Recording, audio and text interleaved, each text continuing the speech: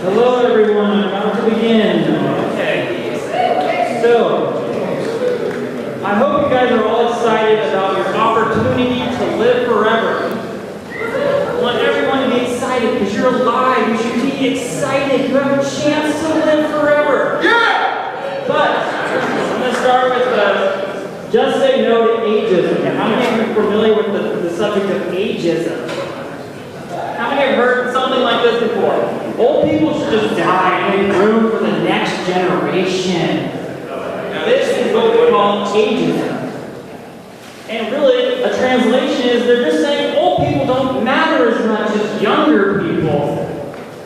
So we need to fight this ageist attitude that our society has, because old people have just as much of a right to live as younger people do. They're just as valuable, and people's value doesn't decrease as they get older. Okay? Nobody has a shelf life.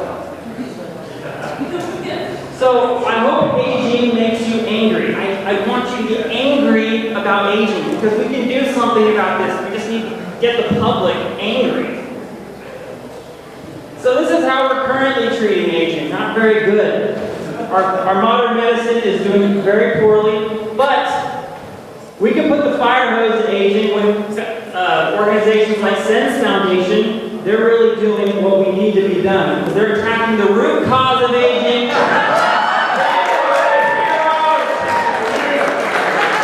They're the heroes. Okay? We gotta support Sense Foundation. They're our lifeline. We want that poster for So, Tinkerbell's got it right.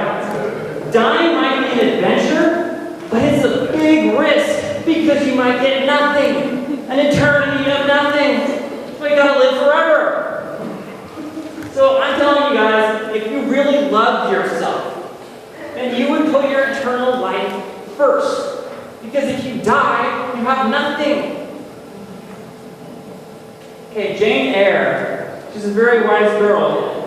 When asked how to avoid hell, she said, I must keep in good health and not die. That's the attitude we all need to have. We need to be health nuts. Okay, if you want to live forever, you need to live long enough to possibly benefit from the therapies that are coming. The Sense Foundation is working on right now. Health is your greatest wealth. I'm going to talk about activism. So PETA, as we know, is doing a lot to advocate to end the suffering of animals. But I say that people are more important than animals. Now, I have nothing against animals and what PETA's doing, but if PETA's putting that much energy into helping animals, how much more energy should we be putting into advocating to end the suffering of old people? Old people are more important. So we just got to put the focus on where it belongs. 100,000 people die every day from aging. And think about all the suffering that goes along with it. It's intolerable. So the sad thing is that Sense Foundation only gets $4 million. Aubrey Gray said actually it's more like $5 million every year as their budget. And this fact should make us all flipping mad. The Sense Foundation should have like $100 billion every year. And this is even more sad, is that over 100 times more money is spent on research and development for curing baldness. Okay? Our society does not have its priorities straight. Something is wrong here. So we need to end the pro-dentist, pro-aging trance, because it starts with young kids. Young kids are being brainwashed into accepting aging, accepting death as being a good thing, and we just need to tell them no. Just say no to death and aging, so we don't have another generation of pro-death trans people. All right? We need to end aging. We're all in the same boat here. Aging is going to get us all if we don't do something, and the clock is ticking. And here is a poem I wrote called Victims of Nature. Senescence is a monster that threatens every soul. If we fail to find the cure, we will have to pay the toll. We have an opportunity. We have a fighting chance. We could win this war, but we need to take a stance. We are victims of nature. in the most tragic story ever told. We should have the right to live forever and not be forced to grow old. The elderly should be cherished. We should not ignore their pain.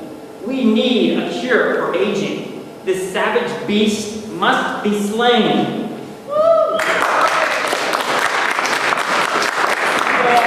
This is what the world is doing while they're all dying of aging. They just don't seem to care, and they're fiddling. And we can't be like that. We have to be the opposite. We have to be extreme. This is a great quote. When you waste your time, you're injuring your possibility to live forever.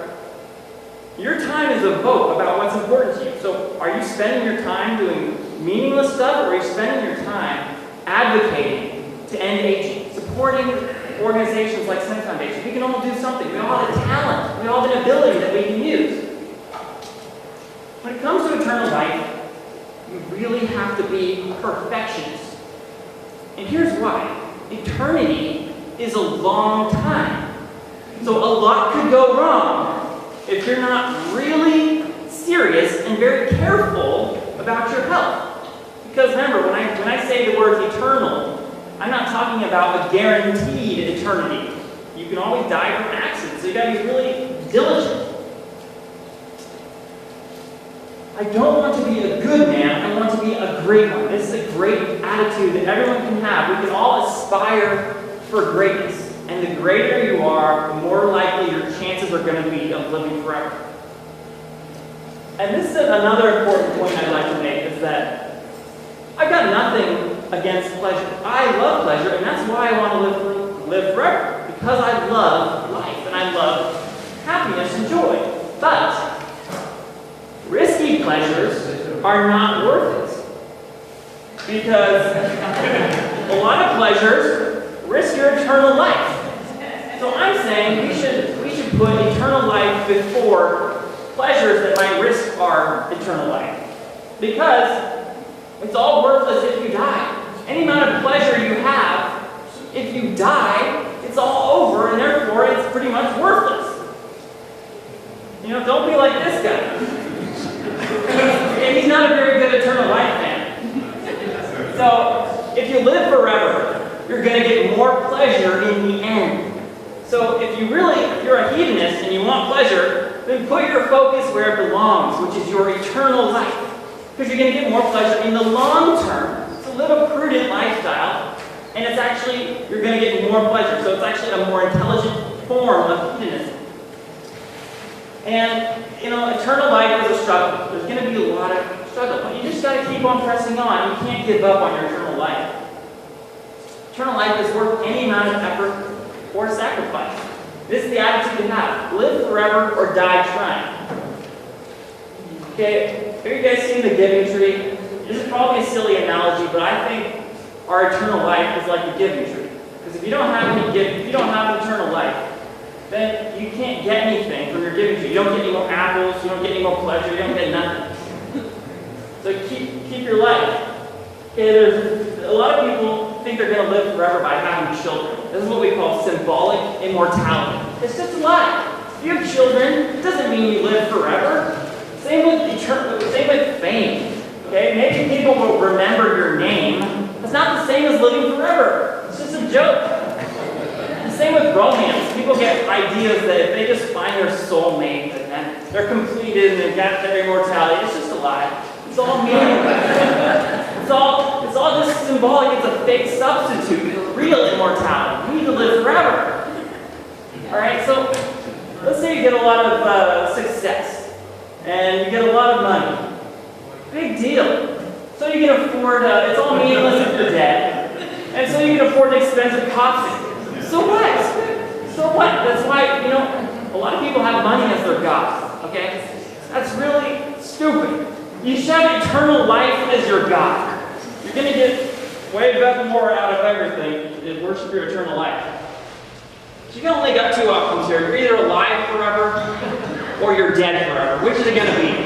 Okay, make up your mind. And here's the last point I'd like to make, is that transhumanism isn't just about living forever. It's about ending suffering. It's about ending suffering of anyone. And very last point is that all suffering in the world ultimately competes with aging research. Because people only have so much attention and money and resources to give to charitable causes. So if they're busy giving to starving kids, then they can't afford to fund researchers like SENS Foundation. So all humanitarian efforts count. They're all good to end aging. So if you can solve the starvation in Africa faster, people will have more attention to give to SENS Foundation and anti-aging research. So that is my last slide. That's it. Thank you very much.